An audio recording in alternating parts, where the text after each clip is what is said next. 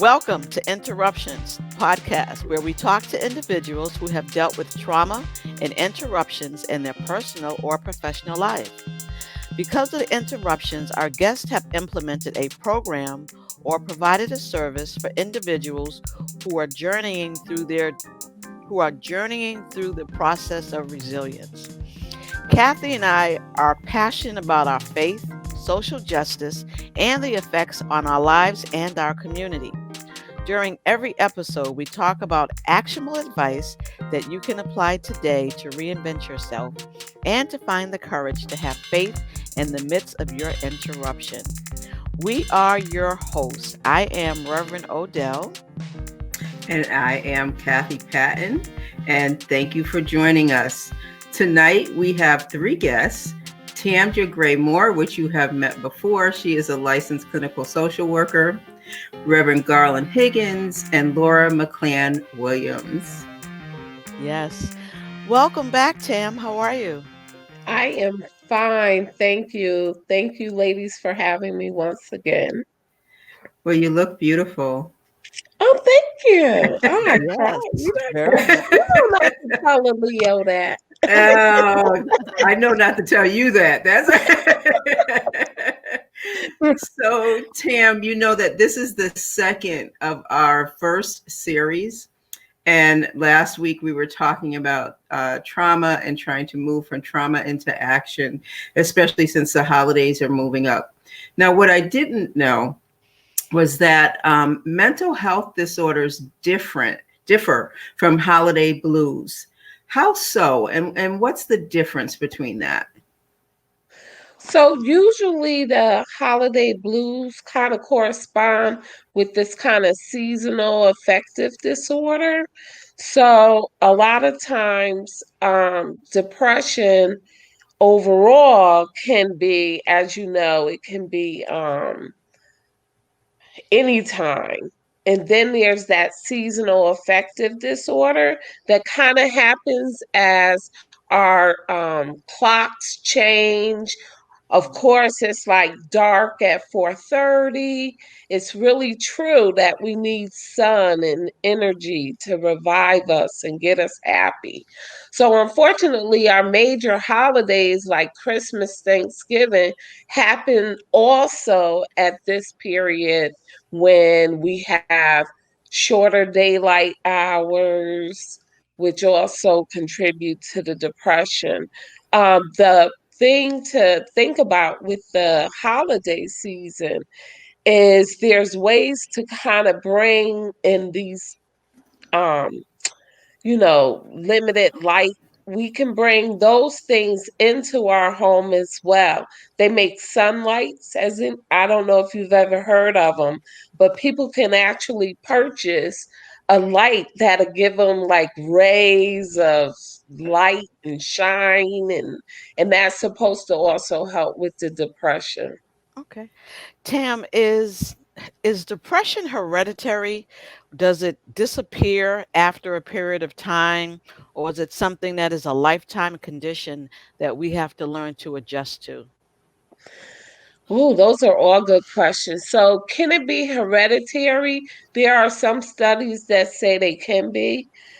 We There has been studies of people, family members who their mom had a history of depression, then they have a history of depression. That's why if you ever do a psych eval or have ever heard someone do one, the questions are always pertaining to the family. History of depression, history of any psychological disorder, because they can be hereditary. Also important to note is histories of, we ask, has anyone in your family ever committed suicide? Because that gives a higher chance. That's like a risk behavior that we think can also be a risk for another family member. Okay, that's interesting to know. It So is. today, Tim, this is our Lucky 13 podcast, and we're still on the second show of our first series called The Pursuit of Happiness. And again, Kathy and I really wanted to do this during the season to really help and to support people who were going through the holiday blues and help them to encourage them to acknowledge their feelings and to think creatively to find some type of Right. happiness. And so while we were, as Kathy and I always plan our podcast, I have to tell you all a very quick story. And this is what we got on the topic about of sadness and depression. So because of COVID, we didn't travel for Thanksgiving. And I woke up Thanksgiving morning feeling sad and I didn't understand Right. why. And the thought of my daughter and I eating at the dining room table made me sad. And I wasn't depressed, I was just sad. And she's been telling me for the last 2 years that she doesn't like to eat at at the dining room table. Her dad's no longer there and her brother's not there. So the thought of her sitting at the table has memories for her, Mm. triggers. And it wasn't until this Thanksgiving day that I felt her sadness. So we had to eat. So I found two TV tables. I put them in front of and we ate in the living room and on our TV tables, had a glass of wine, and we watched a funny movie that made us laugh. Yeah. And that's what we did. But I felt the sadness. So, in talking to her, she opened up a little more this time about the dining room table. So I said to her that I would sell the dining room table. Mm. I'll get a new one so that she can sit and eat with us. But I'm telling you, if I once break down this perfectly good dining room table and get another one, if she doesn't eat at the table, I told her she's going to need a different prayer. Okay. But I will sell the table, get another one, a different shape, so that it doesn't have the same memories of looking at the empty chairs for her.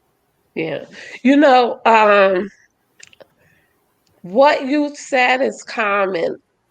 This particular year, there has been more sadness around this Mm, holiday, of course, because people can't spend time with their families um, out of loss or also because of this COVID thing. There's isolation. People don't, it just doesn't feel the same. The mhm, sadness, though, is normal. The okay. sadness is what you should be feeling at this time of year and what's going on. But that's different from depression. And I think Yes. people should understand that sadness and depression are two different things. We're supposed to feel sad. That's why we were given all these different moods and feelings and emotions. But to understand that there's ways to get out of them. There's ways to move on and do something different so that I'm not stuck in that sadness. And that's exactly what you and your daughter did. You came up with a different way to make this work and not feel that sadness. And hopefully I hope you enjoyed your meal. We did. We did. We enjoyed the meal. Thank you.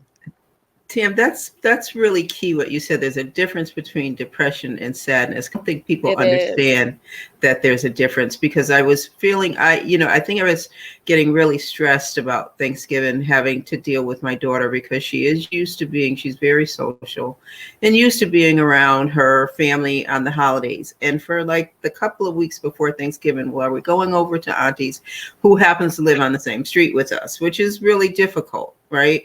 But they're an older couple, and so we didn't want to jeopardize that. We didn't want to jeopardize ourselves. Their children coming over and their grandchildren to my husband and I were enough.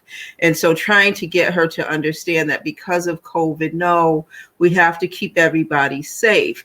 But she kept looking out the window and, because she can see their house from ours. And if she sees the family, their children coming over, then that, I was just really upset because I'm saying, is she feeling depressed or is she feeling sad? And kept asking me the questions, can I go over there? And I just had to keep explaining to her, which, when you're dealing with a child with autism, you have Right. to be repetitive in your message. And so we tried to do something different and have a party and watch shows or do a pajama day just to keep her occupied.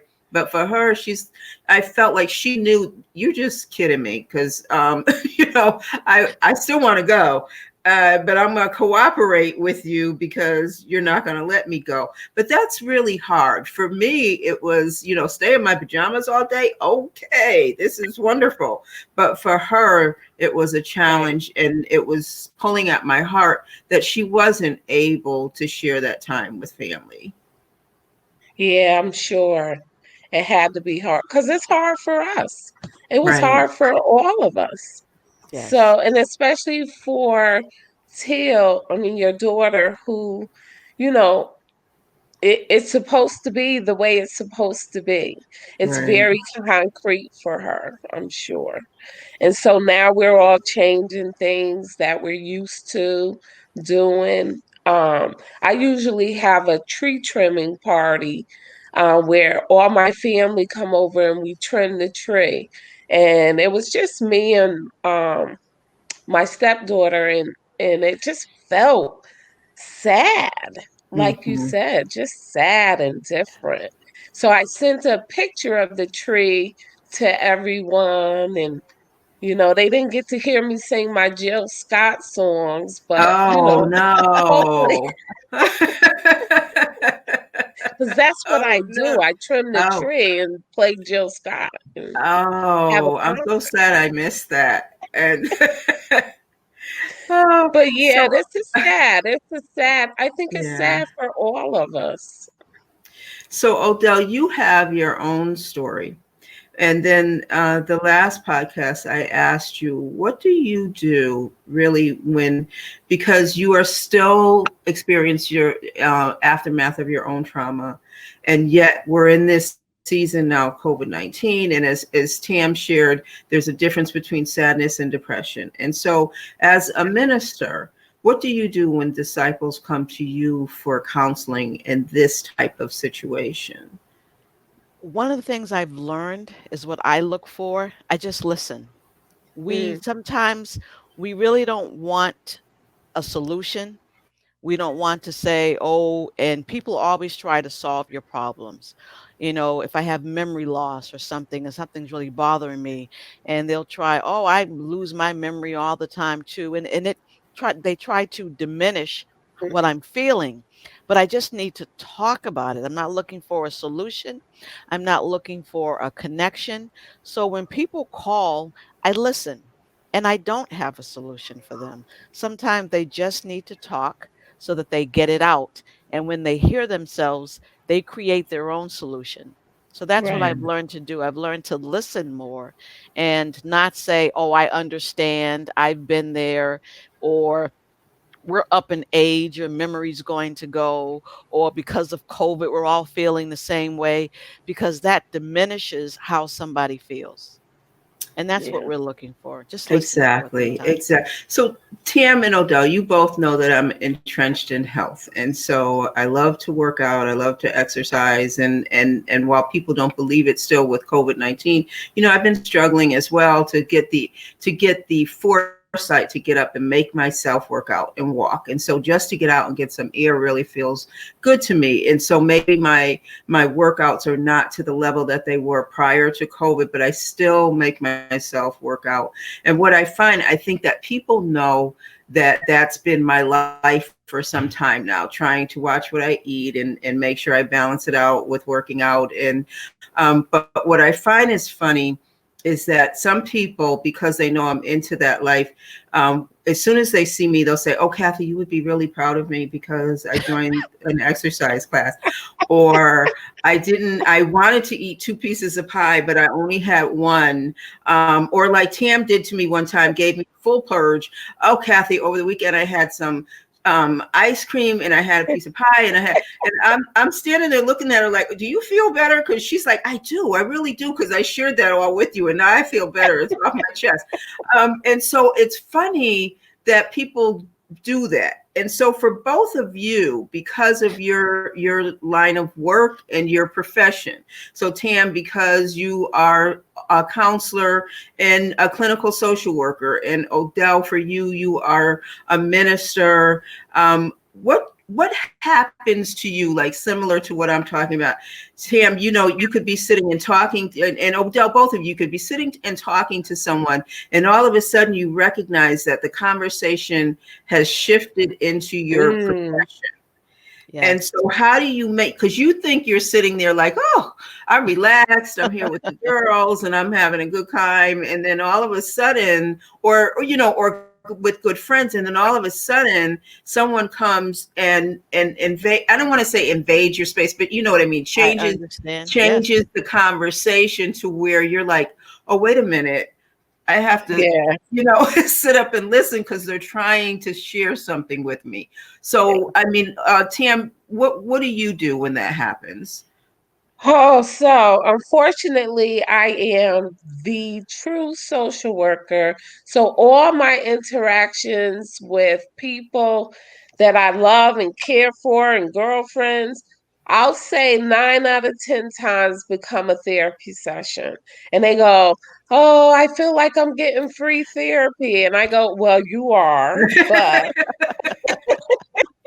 but I think what people need is just validation that what they're feeling is okay and what they're going through. You know, my biggest conversations are, and I tell all my friends this, that you are just not the only person going through something, because that's what it feels like. You're by yourself and no one else feels the way I feel and no one else goes through what I feel. So I'll just validate. I'll give them some stories about someone else, and then they feel good. They go, oh, yeah, it's not that bad, huh? I go, no, it could always be worse. Oh, And it that's helps. free counseling. Yes. Free counseling. So Cathy, I'm sitting here thinking, and I'm going to talk about your husband because clearly Go ahead.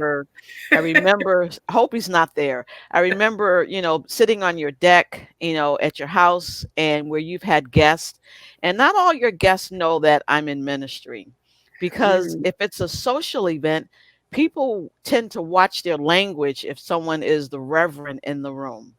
So I don't wear the collar to your house, and I don't always go, amen. You don't hear me say that language. I show up as Odell. And we were at your house, and you had a house full of people talking and laughing, and language and explicitives going on in different conversation. And Garland just comes out the blue and says, Rev. He said, having a conversation with so and so, can you tell us what the Bible says about such and such? And it was like the needle scratched in the room. And people looked at me like, oh, you're a reverend? Oh, what did I say? Should I be drinking this? What did we do? And I go, just be yourself. It's okay. And I just look at your husband like, okay, so now I really have to answer this question. But, you at that point, I'm transparent. I have to be who I am. I answer the question and I move on. But from that point on, there's like a sign on my forehead, and the conversation has changed and the Mm. room is silent. So that's tends to what happens to us ministers when people find out we are in the room. They'll ask us a question and it changes the environment. Well, I just want to And say, when you're in the room, I'm still going to finish my drink. you Well, go that will make right, her feel better. That will listen, you make her go feel right better. ahead. And that leads us to the introductions of our guests. Yes, so this evening we have Reverend Garland Higgins and Laura McLean Williams. So we want to welcome our guest here. Welcome, ladies. Hi, how are Welcome, Garland and Laura. How are you? Good. Thank you for having me. So, Okay. Odell, you're going to tell us a little bit about each of our guests. Yes, briefly, because I want to get started into their presentation this evening. Yes. So Garland is, I think we met in seminary school or we met at the church. We I'm met not sure. we met at Bethel AME Church. I think it was like 1998. And we've been kindred sisters ever Ever since. since. We were at Hartford Seminary together, Mhm, taking classes and so mhm. forth. And Kathy, you'll learn a lot more about Garland because she's in the interruptions book. Okay. Oh, okay. That's Yes. awesome. So Garland and I were both in seminary school, and she tried to convince me to go to Yale, but I was convinced that I was not ready to be a reverend, but wanted to be the Mhm. best Sunday school teacher that I And could be. Ah, Um, and remember that. we've been kindred sisters ever Yeah. since. And Laura, I just met last week. Yes. I was at her sister's house. Laura's sister, Alita, was the one that was coaching me on how to produce interruptions. oh, She is in the arts, and we've been meeting for weeks and weeks and months on end. She's coaching me behind the scenes in terms of what to do. We were talking about this podcast, and she said, "Oh, you've got to talk to my sister." And I called Laura, and here she is. well, Laura and Garland, I just want to share with you that Odell and I have been producing these podcasts since about May. And it started out where we were talking about the issues. It really started out just because we were having a conversation about life. And then discussing what happens when we were both growing up, you know, there was an expectation. You went to school, you went to college, you graduated, you got married, you had 2.5 children, and you had the white picket fence in the front of the house and the dog or the cat or both. And so then we talked about what happens when that doesn't happen. We don't have those type of discussions, and that throws people off because there was a plan. And what happens when our plan does not work out? And that's when we started transitioning into conversations about trauma. And we've been having numerous podcasts with those discussions, but we also recognize at some point we had to move from discussions about trauma into actions about how do we make ourselves feel better. We always will tout that if someone really has a concern that they have mental health condition or that they are feeling depression, to please seek the counsel of a professional. But in the meantime, we know that there's also things that we can do to try and help ourselves move forward.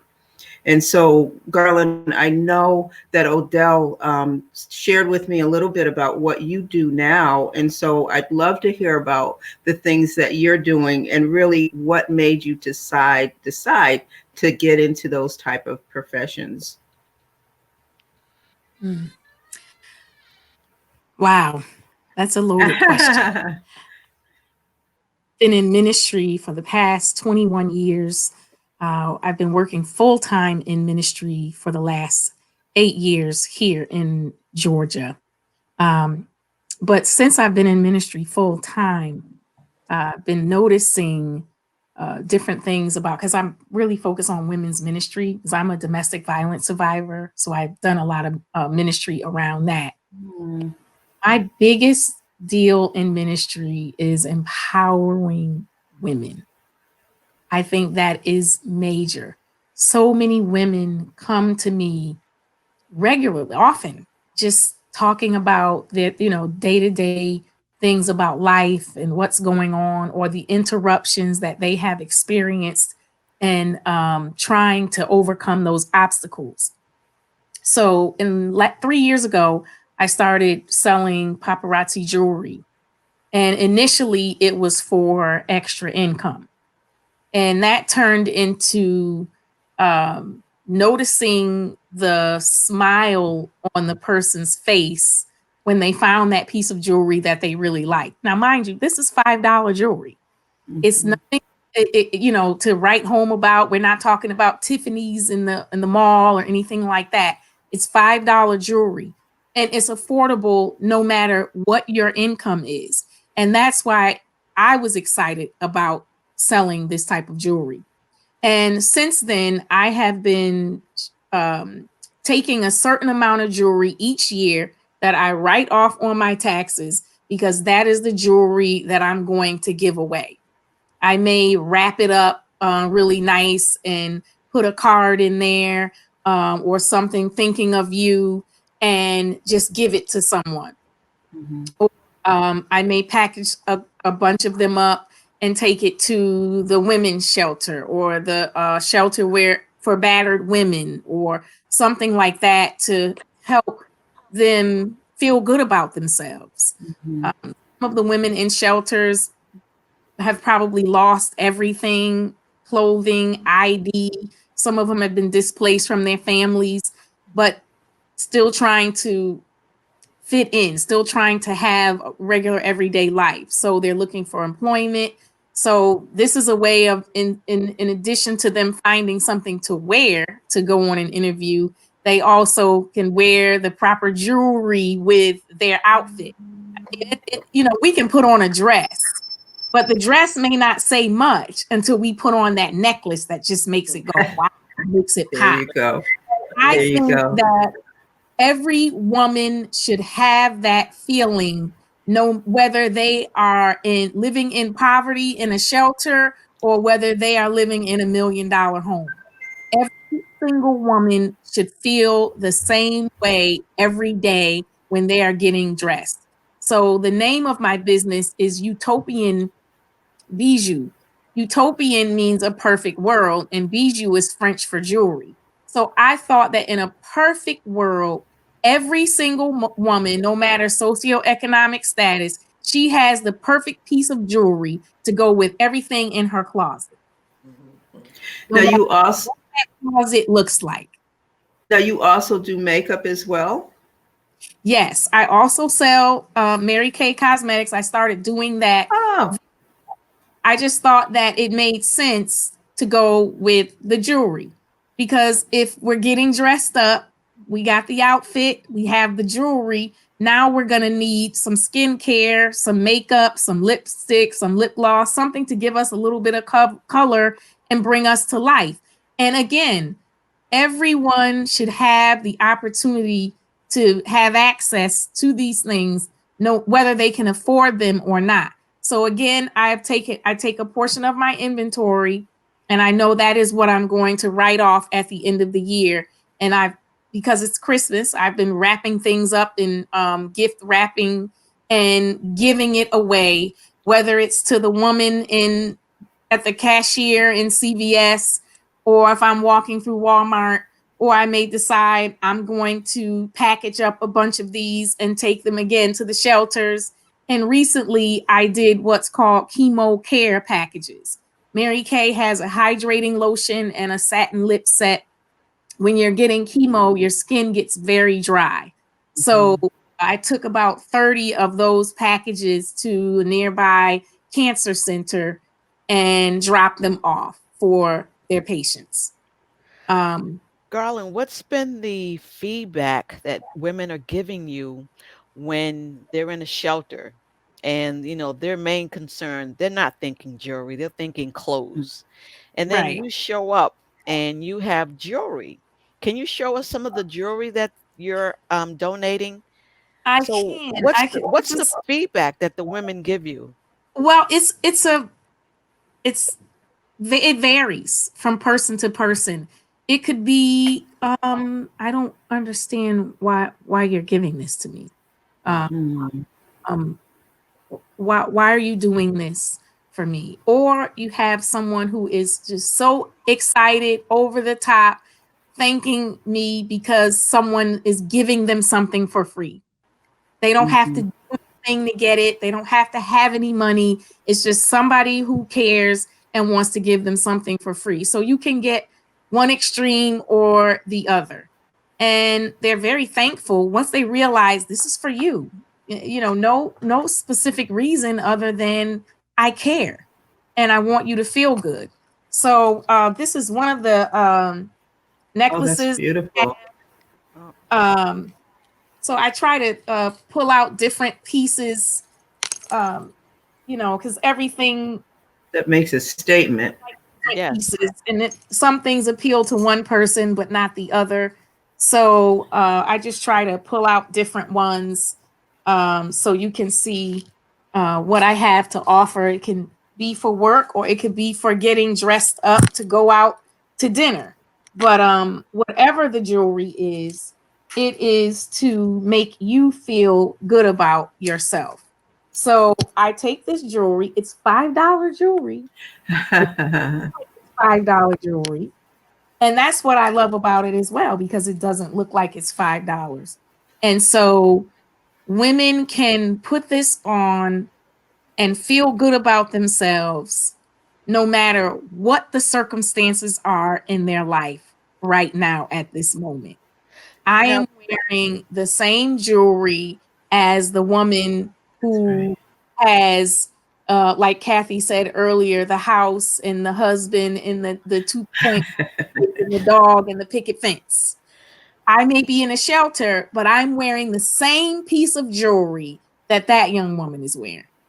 now, Garland, I've met a lot of women who sell paparazzi, and at one point, I used to sell Mary Kay, and I wasn't in ministry then. Well, didn't know I was in ministry then. So, what made you decide to not just let this be a supplemental income for you, but turn it into a ministry? Because that's profound. What does it do for you? When I first went into initially it really was just to make extra income, but then it was just something hit me one day. It's not about you. I didn't tell you to do this for you. Mm, It's for the people that you are around, the people that you come in contact with, the people that you impact and influence on a regular basis. This is who this is for. And Mhm. so I thought, oh wow. So, just started trying to be creative with how to put it out there so that it is a ministry and people would be receptive of it. And now I have other people who are asking, well, can I help you? Can I give you some creative ideas? They call me with other ideas that I may not have thought of on what I can do to give back to the community. So and on top of that, people have decided to tap into the business opportunity for the same reason, because they want to give back to their community. Now, Garland, I don't want to skip over what you initially said was that you were a victim of domestic violence. And so I would challenge and change that around to say that you are a survivor of domestic violence. Yes. And so did you find that this transition into the type of ministry that you're doing now was something that made you feel good? Or that something that if someone shared with you at that time that would have helped you a little bit more? Is that one of the reasons why you do that now? Oh, absolutely. I think about a lot of things that I thought about that I wanted when I was depressed, feeling sad, angry about the interruptions that I had in my life, and feeling like I was the only one. And so I felt like nobody understands, or just feeling like I'm walking this road all by myself. I just wanted a pick me up. It could be very simple. It wasn't much, but just somebody to smile at me, just someone to listen, as Odell was saying earlier. Everybody had all kinds of advice about what I should do, but nobody was listening to me. People had all kinds of ideas about what they thought I needed, but they never asked me what I needed.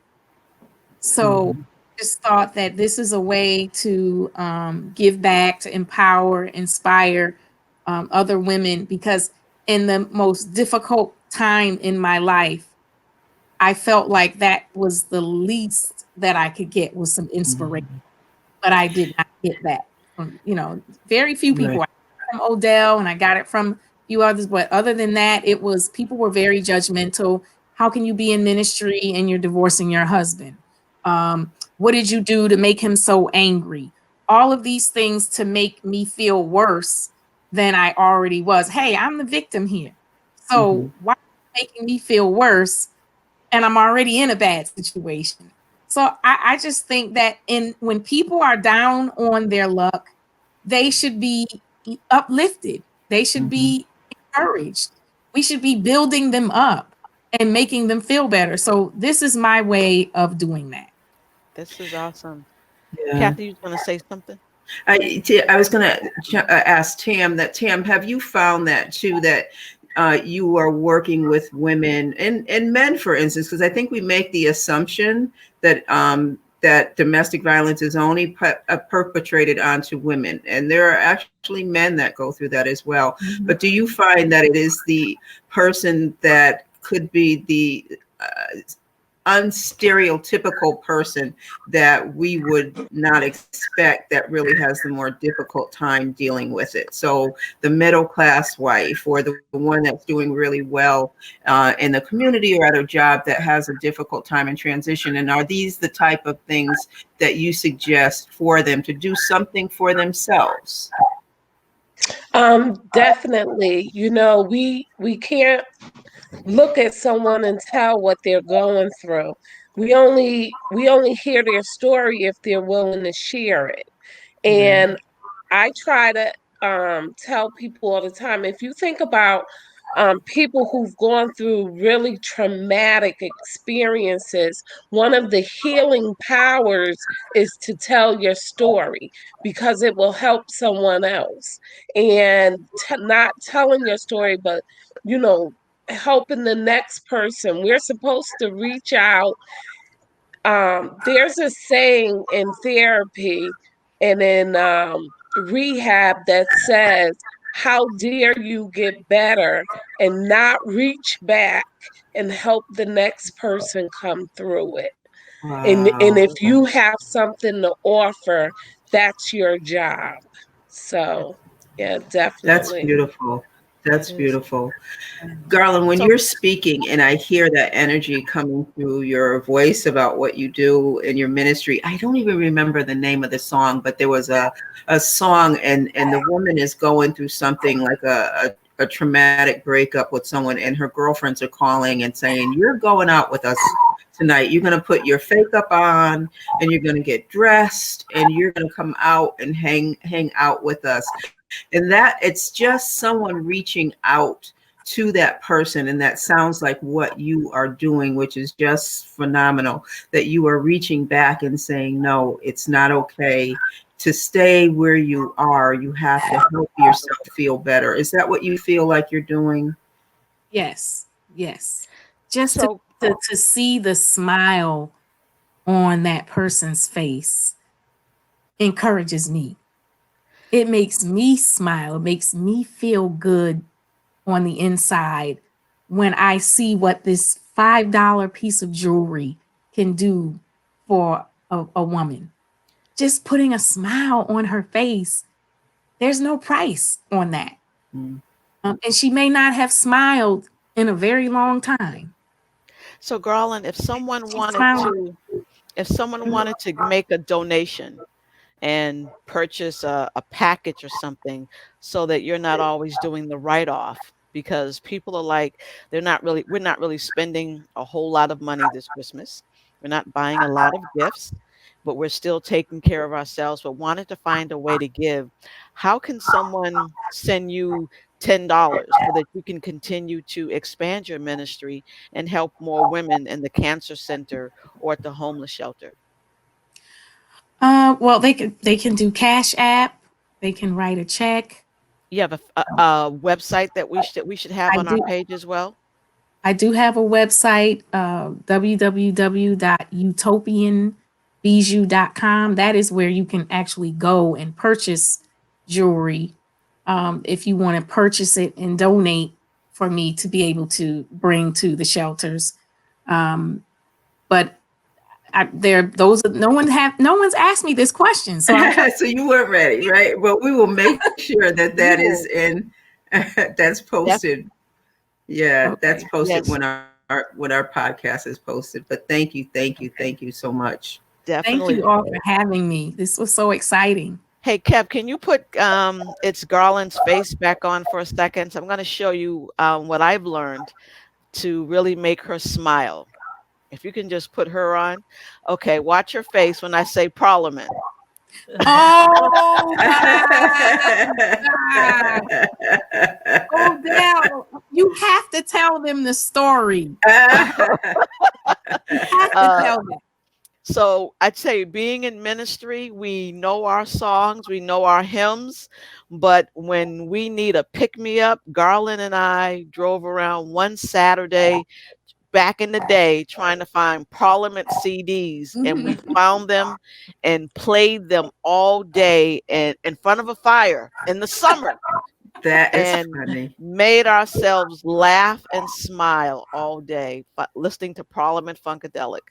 Yes. We had so much fun that day.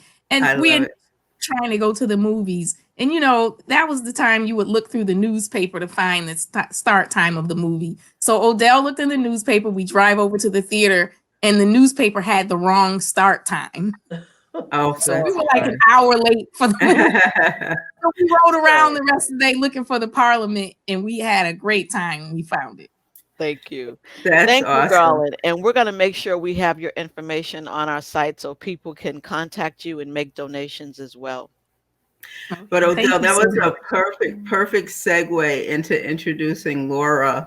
Yes. Laura, Odell called me and said, I have a surprise for you. And, I'm thinking diamonds and fur. And then she said, and then she shared with me what you do. And so I have an autistic adult daughter who is 28. And so she shared with me, and I don't want to take away from what you're going to share about what you do, but I was saying I am just amazed. And this to me is better than any, I'm not going to tell my husband this, but for Odell, I'm not going to tell him it's better than diamonds and furs. But this to me is just amazing what you do. So can you share with us, tell our audience what exactly you do in music? So we are transitioning into music. Okay, yes. What I do is I work at a school with children with special needs, autism.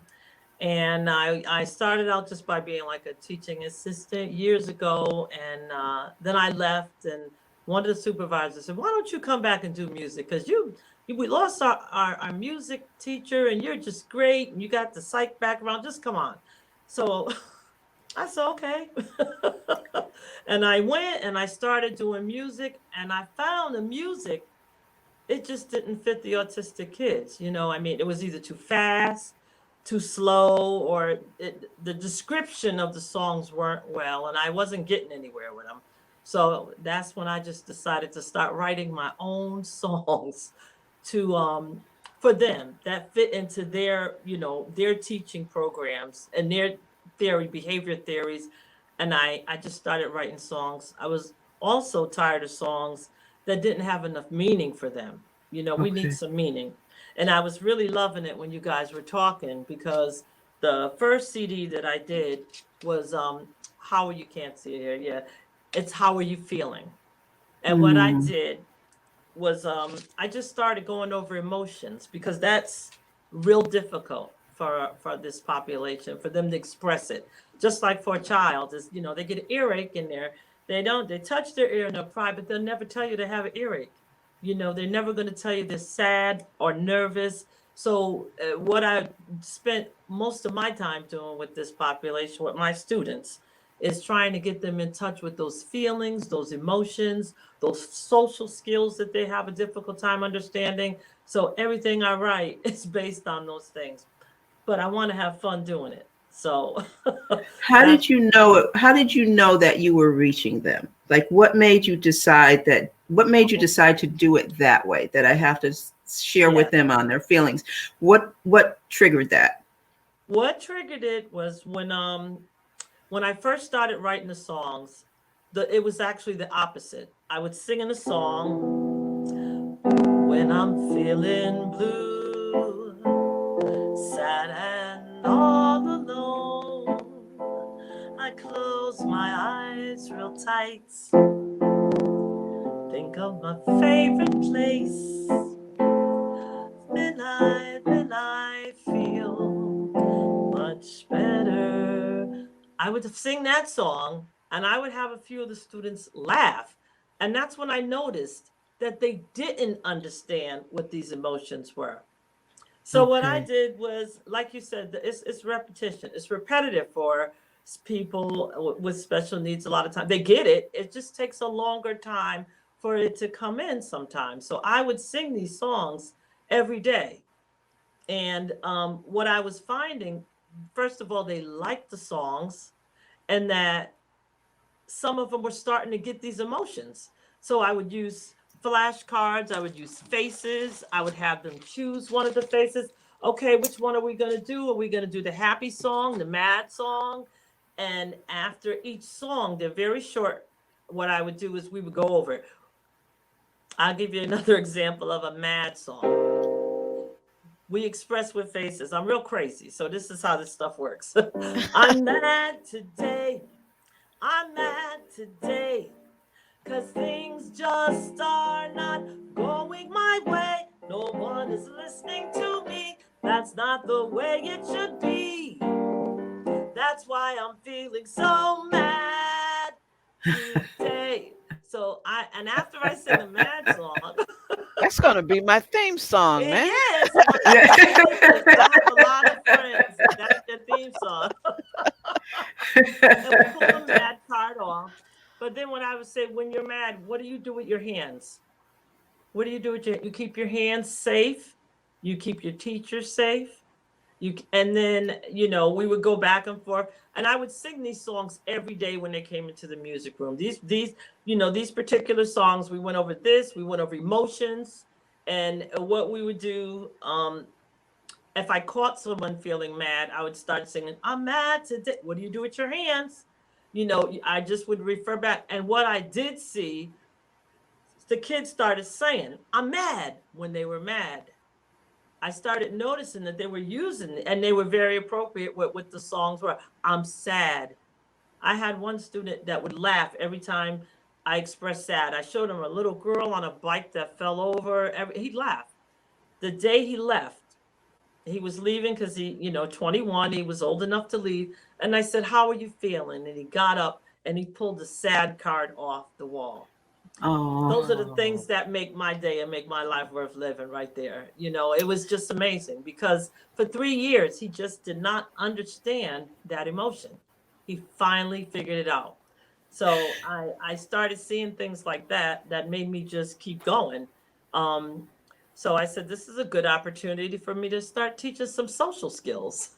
that's right. So That's right. Now you keep referring to, what do you do with your hands? What's the expectation? What are you expecting them to say or do? okay, we relax. So you're going to keep your hands down, and it's a script. I actually have it written down, and it's really a script. I started doing some things, some workshops with preschool. It's difficult because I work 9 to 5, but I was able to get out a few times with some preschool, and I would show them basically the script. So you would sing the song, and I feel, what makes you happy? What do you do with your hands when you're mad? You keep your hands down. We keep people safe when we're mad. The nervous, I'm feeling nervous. Yes. Take a deep breath. Butterflies are dancing in my stomach. My teeth are clenched real tight. Well, I'm feeling nervous, scared. So, and then when that nervous comes and you see him, are you feeling nervous? That's right. So it's always a reference. And, Yes. and throughout the whole day, I'll hear staff, butterflies are there. I'm mad. They're singing all around the school. Well, you're gonna hear it when you see Odell and I too. We're gonna Lord. we're gonna be singing these songs. Butterflies and, in my stomach. Exactly. and Tam's gonna go to work singing this to her patients tomorrow. That's They're really catchy, so be careful. You will find yourself singing we them. will get you the CD, Tam. But Laura, I say that to you because when hands are really important. And noticing what autistic children do with their hands. Right. Initially, while you would never know now by meeting her, my daughter didn't speak until she was 4. Okay. I mean, she talks up a storm now, but she just did not speak until she was 4. But what she did do was use her hands a lot. And so, there's no books really on what children suffer with autism go through, right? And then if there were, who would have time to read them? Exactly. And so she would use her hands a lot to get to know people, and she would touch their face or touch their hands. And originally, I think we went to an event, and she just walked up to this man who was like a chairperson of the program that she was in, and she walked up to him she was too quick, and she started like touching his beard and his face, and I was mortified, and I said, "Oh my God, I'm so sorry." And he said, "No, it's okay. That's how she's getting to know me." Absolutely. Right. She cannot speak to me. She's not able to speak yet. And so that's how my vibes are getting to her through the touch of her hands. And so even now she has that sense of discernment with people that either she likes you or she doesn't. And so if she doesn't like you, that's not a good thing, because she very rarely doesn't like people. And so you have to be really cautious of that. But her hands are very active in her conversations and what she does, and I think it is that she has to learn where to place her hands for that particular emotion that she's feeling. So that's really interesting. Yeah, and she might just have that extra sensory where she just needs it. This is where she understands. It's like a sensory input that she has. So, if she likes putting things in her hands, that would be good too, because it's just that's her sensory is overloaded a little bit probably. And so this is how she's expressing herself. She has to touch things. She's got to hold things in order to understand them. It doesn't come through her eyesight, it comes through her body. So that's probably another thing that does it. Now, Tam, have you worked with autistic populations, and not necessarily autistic populations that don't understand that they're autistic, but maybe there are functioning autistic adults that are going through some type of trauma? Have you worked with that population? Yes, we do. We get patients who are going through depression and anxiety, but they also have some form of autism. They struggle, I have a quick story of just how, they struggle. I work in a group therapy program, and someone in the group said, it was a female who said, "Oh, I'm feeling so good. I wish I could take a picture of me feeling good today, because I haven't felt this good in such a long time." Come to find out later, the male patient who is autistic had took a picture of her while in group, which is totally against the rules. They're not supposed to use the phone, not supposed to use, of course, cameras. And he showed her a picture later, and of course, he was concrete. He was, I got you the picture. I got you the picture. But of course, it blew up, and it was regulations, but yeah, and those kind of things we have to really look at, as we have to, everyone is different in the group, and having conversations with her about him, and it wasn't supposed to be harmful, but they are concrete. He wanted to give her the picture. And Right. yeah. So Laura, do you have you created songs for the COVID experience for Yes, I have. I've created a song, Wear Your Mask. Oh, And can we hear it? I well, want to hear I that actually, one. You know what? Yes, hear it, because I'm gonna walk around the community and sing it no, and remind people. I can't even remember. I wish I could sing. I wish I could sing it. Because of COVID, I'm actually in my basement, and this is where I do my classes. So I just write the songs, and I'm writing things out real quick. I don't even know the song. All I know Okay. is you have to wear a mask. And then for the little guys, I did a song. This is Wheels on the Bus. I just took a regular song and say the mommies on the bus say wear your mask, wear Aw, your mask, wear your mask. The mommies on, and I just and then what I did was I had everyone put their mask on for 5 minutes because with a lot of the younger guys, it's hard for them Yeah. to wear the mask. So everybody gets their mask, and for sure enough, for 4 or 5 minutes, they'll wear the mask. So it's small baby steps, but they're I will get it for you if you want it. But Thank you. it's a big to do song. It's like four of us from work, and we all have our mask on, and we're singing a song. So Now, Laura, you mentioned that you have music that people can purchase.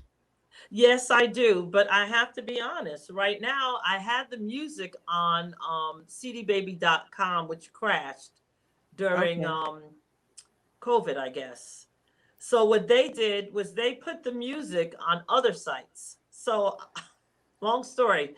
So, but I do personally, I have some here, and I do have a small website on Facebook under Okay. Ladybug Melodies. All right. And we'll make sure we post it on our page. Okay, and I also wrote a book, and this is oh, perfect for now. It's called Be Patient and Wait, and it's a story about a little boy named Mikey who was having a difficult time waiting. He wanted to go outside. It was raining. He wanted to play on the computer. His sister was doing her homework. He wanted to eat dinner. Mom was still cooking. So it's he had to learn to oh, be patient. Oh, thank you. that's wonderful. That is wonderful. Thank you When so much. Yeah. This made me smile. So Oh, thank good. you.